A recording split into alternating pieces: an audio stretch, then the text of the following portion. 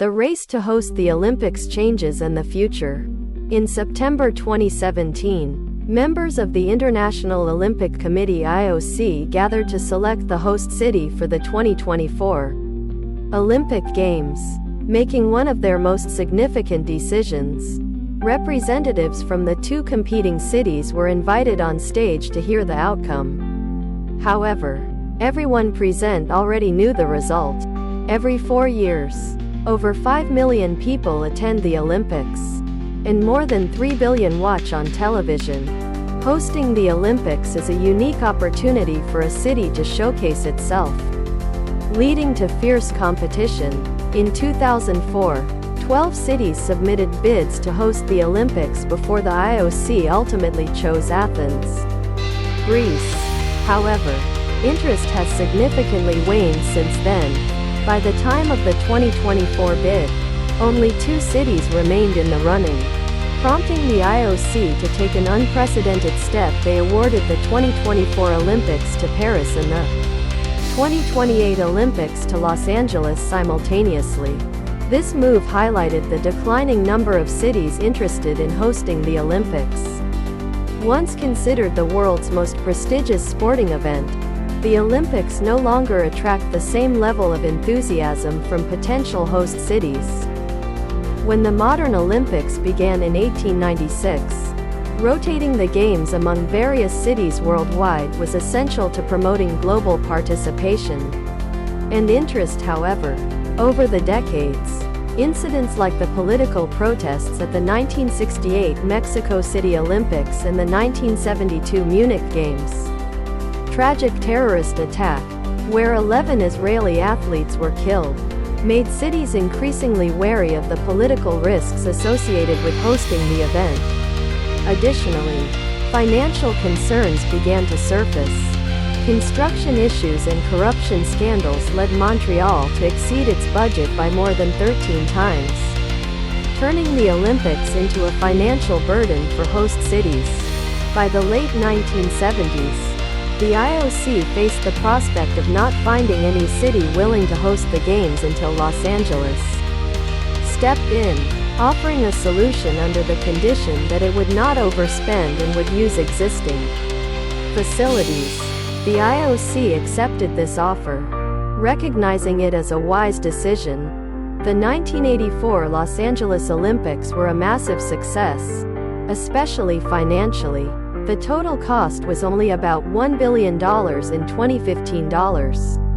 And LA even made a profit. This should have become the model for future Olympic host cities. But instead, it created the very issues that plague the Olympics today. Interestingly, many stories about sports and politics are rooted in economics. For example, the story of the English Premier League is about a distorted economic system.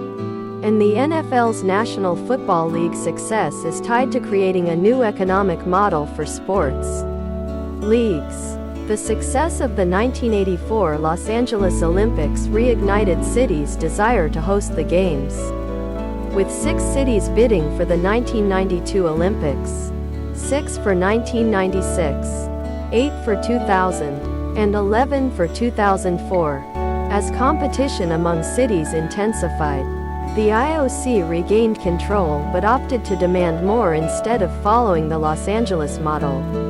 From 1992 to 2020, the IOC added dozens of new sports to the Olympics, requiring more stadiums and accommodations for athletes, with these costs falling primarily on the host cities. As the bidding process became increasingly competitive, cities felt mounting pressure to make their bids more attractive, often by building new venues. Sydney constructed 15 new venues and provided housing for 10,000 athletes. Athens built 22 new venues, and Beijing constructed 12 new venues. This construction boom made hosting the Olympics prohibitively expensive. Over the past 3 decades, costs have soared, reaching between $10 billion and $25 billion in the last decade alone, including additional expenses like new public transportation or development projects related to the Olympics. The actual cost is even higher. For example, some estimates suggest Beijing spent around $45 billion on the 2008 Summer Olympics.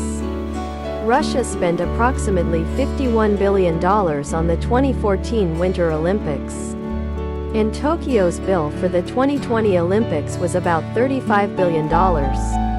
All of these cities far exceeded their initial budgets, which were artificially kept low during the bidding process. Revenue from ticket sales, TV contracts, and sponsorships only cover a small portion of these costs, meaning governments, and ultimately taxpayers, are left to shoulder the burden. Host cities have long known that they are likely to lose money in the short term. Instead, many were promised that hosting the Olympics was an investment that would pay off in the future. The IOC often emphasizes the so-called legacy of the Olympics. The benefits that sports facilities and other development projects will bring to the city after the event concludes. Beijing justified spending around $460 million to build a new 90,000-seat stadium by planning to have a local professional soccer team use it after the Olympics. London took a similar approach when constructing its stadium. Initially, this seemed like a good idea, and other legacy projects aimed to benefit more people. Russia spent $8.7 billion building new rail and highway links to Sochi for its Winter Olympics. And Rio de Janeiro spent $4 billion constructing a new subway line connecting the coastal area to its Olympic Center. One of the most celebrated legacy benefits is that hosting the Olympics is supposed to be a great way to promote a city's development. History has shown that promoting the Olympics was once considered the best thing that could happen to a city.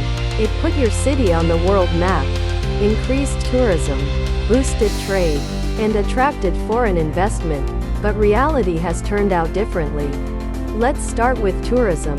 A 2004 study found that after an initial increase in tourism during the lead-up to the Olympics, Atlanta, Sydney, and Seoul all experienced a decline afterward. Andrew, in his book, cited a 1996 study on 3 Winter Olympics that concluded that the long-term impact on tourism was almost non-existent or very modest. A 2010 study also found no evidence that hosting the Olympics benefits tourism, and on the contrary, it often causes more harm than good. Many legacy infrastructure investments have also failed to deliver the expected results. Russia's rail project is now regarded as a significant failure. Andrew argues that while Rio de Janeiro's subway line benefits some residents, what the city needed was a route serving low-income neighborhoods in the interior. But that wasn't where the Olympics took place. A clear sign of this mismatch is the empty stadium's Beijing Stadium, with a capacity of 80,000, far exceeds the audience that the local soccer team can attract, forcing the team to withdraw. The stadium now sits mostly empty, costing the city about $10 million annually to maintain. These are known as white elephants. And dozens of such structures now stand in cities that once hosted the Olympics. The remaining venues from the 2004 Athens Olympics are a stark reminder. And ESPN found that 12 of the 27 venues in Rio de Janeiro hosted no events a year after the Olympics. For many residents, these white elephants are evidence that hosting the Olympics is a waste of money. The idea that the Olympics are great news for a city has been turned on its head. By 2015, city residents were ready to take action. The IOC had 6 cities submit bids for the 2024 Olympics. But protests forced Boston and Hamburg to withdraw, and a new mayor in Rome fulfilled his promise to cancel the city's campaign. Subsequently, more than 260,000 people signed a petition, leading Budapest to withdraw as well. This left the International Olympic Committee (IOC) with only 2 candidates and, once again, little leverage in negotiations. Since then, The IOC has implemented reforms to reduce the cost of hosting the Olympics, primarily by requiring host cities to use existing and temporary facilities, similar to what Los Angeles did in 1984, and allowing them to collaborate with other cities. As of now, Paris appears on track to stay within its budget, and Los Angeles Organizing Committee is confident that the city can once again host the Olympics within budget, but the question remains if they succeed. Will it lead to a renewed bidding race? I'm not sure if we'll see a return to the massive bidding cycle that occurred after the '84 Olympics. I think there might be a slight shift, making hosting the Olympics less undesirable than it currently is. The IOC has also stopped accepting open bids and instead negotiates directly with cities. They chose Milan and Cortina, Italy, over Stockholm for the 2026 Winter Olympics, and awarded the 2032 Summer Olympics to Brisbane, Australia. However, some are proposing a more permanent solution. I think building an Olympic paradise with 35 or 40 venues for the Summer Olympics, and a smaller number for the Winter Olympics, at a fixed location is entirely feasible. Some believe that Greece, the historic birthplace of the Olympics, would be an ideal permanent host. Others have suggested Los Angeles because the city has many venues and has performed well in the past. A fixed location would eliminate white elephant projects, save cities from debt, and reduce the environmental impact of the Olympics. However, it might also diminish the excitement surrounding each new Olympics. Transitioning to an environmentally and economically sustainable model is not easy, but I think discussing and proposing it is essential and meaningful. Depending on the outcome of the next few Olympics, it may be the only viable path forward.